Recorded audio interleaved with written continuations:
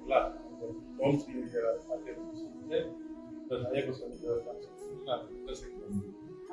ಅದೊಂದು ಪಕ್ಕದಲ್ಲೇ ಮನೆ ಸಂಪೇಲೆ ಅವರು ಒಂದು ಸ್ವಲ್ಪ ಕಾಲು ಪೈನ್ ಇತ್ತು ಹಾಗೆ ಸ್ವಲ್ಪ ಬೆನ್ನು ನೋವು ಚೊಂಟಲಾಗುತ್ತೆ.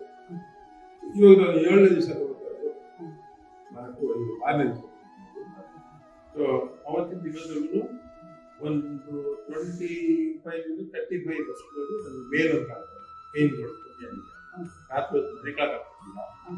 ನೀವು ಕಾಲಲ್ಲಿ ಇಟ್ಕೊಳ್ಬೇಕು ಜಿಮ್ಮಿಳ್ದಾಗ ಮಾಡೋದು. ಇವಾಗ ಅದೊಂದು 30% ಕಮ್ಮಿ ಆಗಿದೆ. ನನಗೆ ರಿಸಲ್ಟ್ ಬರುತ್ತೆ ಕಾಣುತ್ತೆ. ಅದು ಇದ್ಮೇಲೆ ನನ್ನ ನಂಬಿಕೆ ಇತ್ತು. ಸೊ ನೀವೆಲ್ಲ ಬಂದು ಇದೆಲ್ಲ ಮಾಡಾದ್ಮೇಲೆ ನೀವ್ಯಾಕೆ ಒಬ್ಬ ಹೇಳಿದ ಮನಸ್ಸಿಗೆ ನಾನು ತಗೊಂಡೆ. ನನಗೆ ಅದು ಮುಂಚೆ ಇದ್ರ ಬಗ್ಗೆ ನನಗೆ ಗೊತ್ತಿತ್ತು. ರಿಸಲ್ಟ್ ಬಂದಿದೆ, ಬರ್ತಾ ಇದೆ, ಇನ್ನೂ ಬರಬೇಕು, ಬರ್ಬೇಕು ಅನ್ಕೊಂಡಿದ್ದೀನಿ. ಓಕೆ, ಪ್ರಾಬ್ಲಮ್ ಇಲ್ಲ.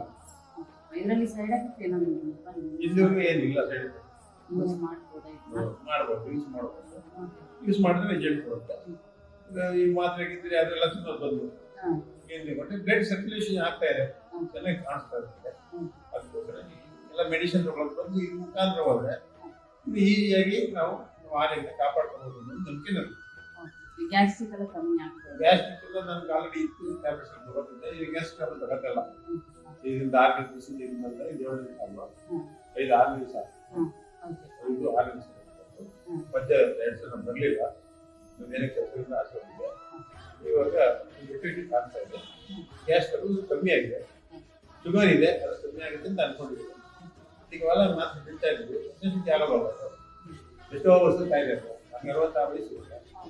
ಇದಕ್ಕೆ 40 ವರ್ಷದಿಂದ ಕಾಯಿಲೆಗಳು ಶುರುವಾಗಿರ್ತವೆ. ನಮ್ಗೆ ಗೊತ್ತಿಲ್ಲ, ಎಫೆಕ್ಟ್ ಆಗಿರೋದು 60ರಿಂದ.